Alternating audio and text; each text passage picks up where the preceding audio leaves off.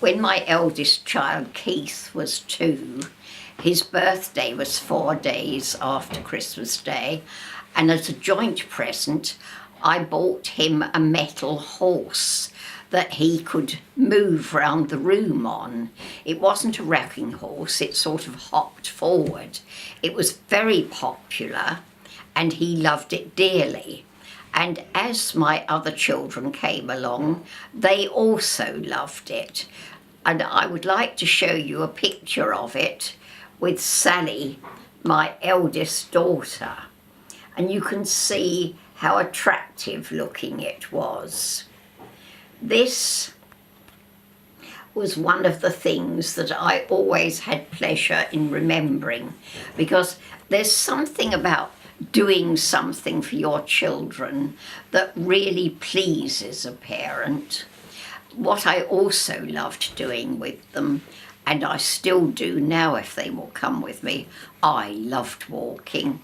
There's something about the mere action of putting one leg in front of the other, and you walk and you see interesting things. If you're by water, you can't imagine the patterns that birds who may suddenly swoop on it and go along can make in that water. And you see rats and voles and things near the edge. It's perfect.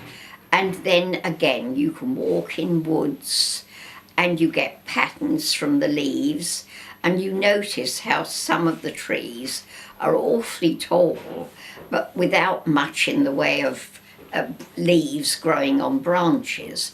And you realise that this is because the trees have grown tall in order to get some sun and light above all the others that are around.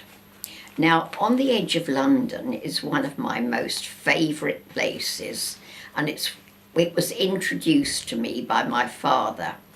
It's called Kew Gardens, and if you go there, you can walk round it, you can see all sorts of splendid trees, you can see in one place, you look down into a hollow, and you can see all these interesting things in that hollow, and there are shorter plants growing, and you think, oh, they're so splendid.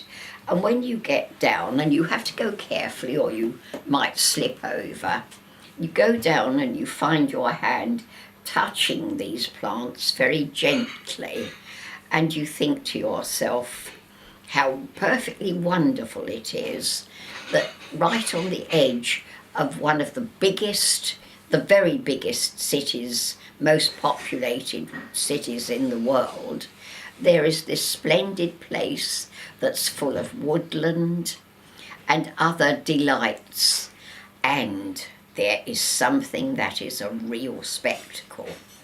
And this happens quite often at the end of May and sometimes until quite late in June, and that is the spectacle of the bluebells.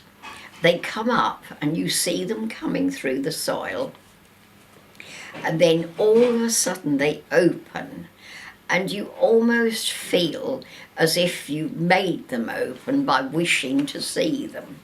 And they spread. You think it's for miles, obviously I suppose it isn't, but it's because it's this lovely never-ending vista of them.